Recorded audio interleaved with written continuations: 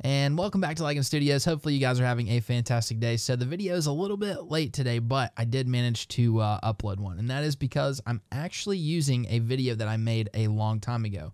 So yeah, it's one of the first videos I ever made. My voice sounds a little bit different. My editing is a little bit different, but I hope you guys enjoy it. I'm sure you can tell by the title of the video, we're going to be talking about Bran being the Night King. Now, I know that's a very unpopular theory amongst serious Game of Thrones readers and watchers and stuff like that, but I think it is still pretty interesting, especially with this Crypts of Winterfell teaser that just came out, how the fact that Bran is not there, but the Night King seems to be rolling in. A lot of people are speculating that, you know, Bran, he may just be the Night King, and I just wanted to make a video, or actually use my old video to talk about that theory. So I'll talk a little bit more at the end. I'll clear some things up that I think I missed in the main video, but nonetheless, hopefully you guys still enjoy the theory. It's just fun to talk about. I don't really want it to happen this way, but it's honestly a possibility. It's a possibility. They could tie it in pretty nicely, I do think. So anyways, I'll see you guys at the end of the video. Oh yeah, real quick. Today's shout out goes to my main man, John. So huge shout out to John. He's been here for a while. He doesn't really like to click on the spoiler videos because he's trying to go into season 8 with absolutely no spoilers whatsoever. So it's absolutely amazing that he still manages to come in every now and then and just show his support on each video and stuff. So I just wanted to say huge shout out to John. Everybody tell him he is awesome. But all right, make sure to smash that thumbs up button if you do enjoy the video. I think I say it at the beginning, so you may hear it again. But anyways, let's jump into it now. All right, so I want you guys to hit that thumbs up button if you are excited for this theory. Let's jump into it. So what we know right now is that the Night King has a dragon and has a huge army of the dead. They pretty much just took the wall in the last episode, and now they are marching south and are most likely going to end up at Winterfell. With that being said, we know that there's only going to be 6 episodes in Game of Thrones Season 8. So I kind of guess by episode 3 or 4, the Night King will be defeated. So that just raises the huge question on how. So something that we also know is that the army of the dead have risen before and were defeated. So what would be the best way to figure out how to defeat something now? It would be to go back and look at how they were defeated previously. That's right, we're talking about some time traveling. If you guys remember, the three-eyed raven actually told Bran that you will never walk again, but you will fly. So a lot of people seem to think that this means that he may warg into a dragon, but I think it means time travel. With the combination of the sight and warging, he's already affected the past by making Willis into Hodor. Also, if you remember, he got his father's attention outside the Tower of Joy when he found out that Jon's mother is actually Lyanna, and then he even got touched by the Night King in one of his green sights. So if you also remember, the three-eyed raven tells Bran that if he stays in the past too long, he will become stuck. So that's kind of what this whole theory revolves around. So we're actually going to stick with the main details of just how Bran is going to do this, but if you guys want another video talking about how the whole ending will play out, definitely let me know, because I think I have an idea, as well as there's also a couple videos that have talked about it before.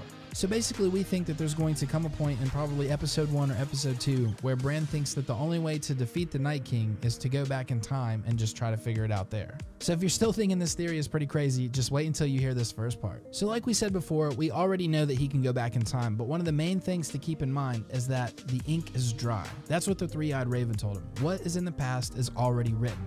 This can be proven by Hodor. So it's basically saying that even when he goes back, he's not really changing anything, he's just figuring out why it happened. So what's going to happen? Kinda already is going to happen. The ink is dry. Hodor was already Hodor in the present. He basically just went back and found out how he became Hodor. So that's pretty much what happens again when he tries to go back the first time and prepare King Aerys. So you guys know that King Aerys was the Mad King. He came before Robert and was noted saying, "Burn them all," as he tried to burn the city to the ground. Is it possible that Bran actually caused King Aerys to go mad by whispering in his ear, you know, the same method he used to communicate with Ned? I think so. I think he told him to start preparing the wildfire or to burn them all, and then King Aerys decided to do that himself, but eventually it drove him mad because the Targaryens are known to suffer from mental illnesses.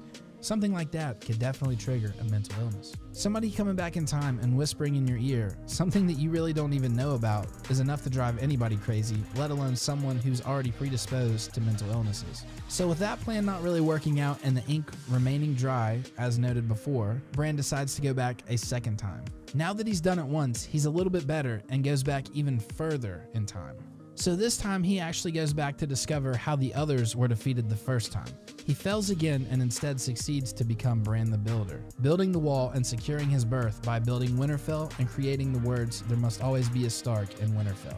Now, to be honest, I'm not exactly too sure how they could kind of tie this together with him becoming someone else, but that could fulfill a prophecy, so I think we'll just have to wait and see how they elaborate on that. This is actually where we're going to put in the question of the video. How do you guys think that that could be tied together? Bran becoming Bran the Builder.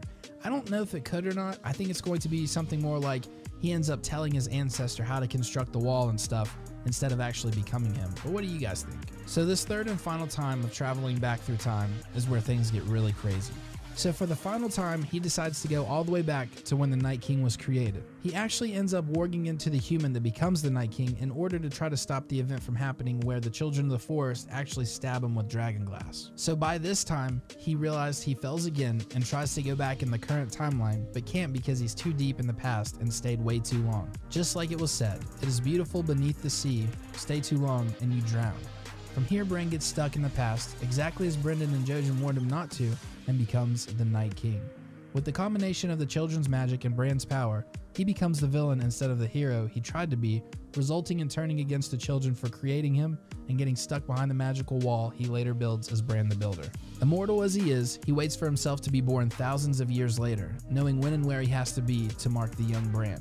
He personally ends up killing Brynden Rivers for hiding the truth about what would happen with him, and eventually he is able to destroy the wall with the dragon. The reason the Night King doesn't end his misery by killing his younger self is that he finally learns that the ink is dry and he would fail again.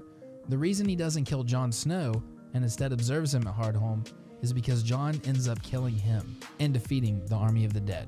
We'll talk about that in another video if you guys want to hear it, but basically he ends up marching south, once again fulfilling his timeline. If you go back and watch the scene where young Bran goes back to the creation of the Night King when the children push the dragon glass into his heart, you can actually see Bran tighten his grip on his veins, just like he's experiencing the pain himself. Also, in the end of the flashback, Bran is actually laying in the same exact position in the cave as the human pushed up to the tree is. So this kind of ties in with Jon Snow being the prince that was promised, who eventually has to kill his little brother Bran, the Night King. That gives us the bittersweet ending that George R.R. Martin was talking about. So hopefully you guys enjoyed the video. That theory completely blows my mind. Like, how could somebody think of a world like that and actually make that happen? All right, I'm back, but you gotta admit, I mean, there are some things that are pretty interesting about this, but I was kind of watching it and listening and stuff, and I wrote down a few things that I do want to talk about. The first thing is I'm pretty sure I meant tightens the grip, and then you can see his veins, not tightening his grip on his veins. That was a little weird, but the next thing is that I said in the beginning that the Night King was defeated previously, and I guess I can't really use the word defeated because obviously he's back, so it would be more like he was stopped. They were stopped, and that's where the wall came in. But anyways, I wanted to clear that up. Then I also had it written down, will fly, so I still think there is a chance that he may warg into a dragon, but if not, he's still flying anyways, obviously just because he's warging into crows and ravens, whatever you want to call them. And yeah, it still could insinuate kind of time traveling, but yeah, that's a bit literal, you know what I mean? The next point that I wrote down is it's pretty easy to say that Bran is going to, want to figure out how to stop him. And with Sam's help, asking these questions and stuff, that could be why he spared Sam as well, or the White Walkers spared Sam, because, he was hiding behind the rock. They just walked right past him. They could have easily killed Sam, but if they knew that Sam was playing a part in ending him, he would have left him, just like I said he would Jon as well. Next up, I wanted to bring up the Builder. So he could have just went back and, kind of been talking to Bran the Builder. It could have even happened like he got there and he was like, where the hell's the wall?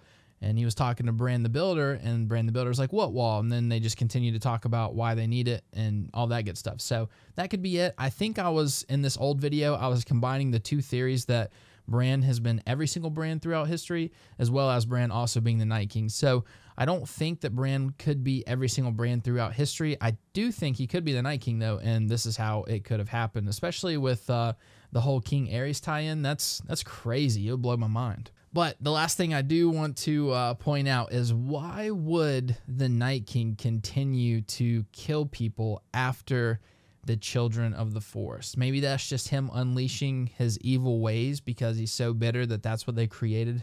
That's what they turned him into.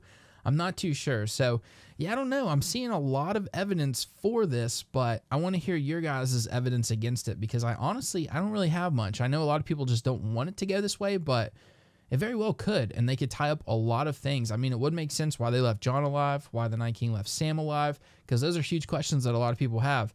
So yeah, just tell me what you guys think. I think I have another question of the video in the bottom, something like, who do you guys think the Night King actually is, and will that play an important part in Season 8? So definitely let me know what you think, and yeah, that's pretty much it. That's all I got for this video. I would love to hear what you guys think, because I don't even know if I can say that I don't want this to happen anymore. Like, I would be totally okay if this is the way the show ended. This is the video that got me into making these videos. So it is pretty cool to rewatch and stuff again, because I remember when I first found out, like, I'm just the type who looks up spoilers and stuff. I was watching Game of Thrones and stuff, and I'm like, all right, who is the Night King? And I seen somebody's theory on how it could actually be Bran, and it absolutely blew my mind. But I'm rambling. Enough of that crap. So anyways, hopefully you guys enjoyed the video. Let me know what you guys think. This is just a theory video. That doesn't mean it's going to happen. I don't want to see all the comments, oh, this is the dumbest theory I've ever seen, and then nobody say anything else. If you're calling it a dumb theory, tell me why. I want to know. And then maybe we'll make another video with all of your guys' thoughts debunking it or something like that. So anyways, this has been LycanStudios. Make sure to smash that thumbs up button if you did enjoy the video. Tell all your friends. We're trying to hit 10,000 as fast as possible. So yeah, peace.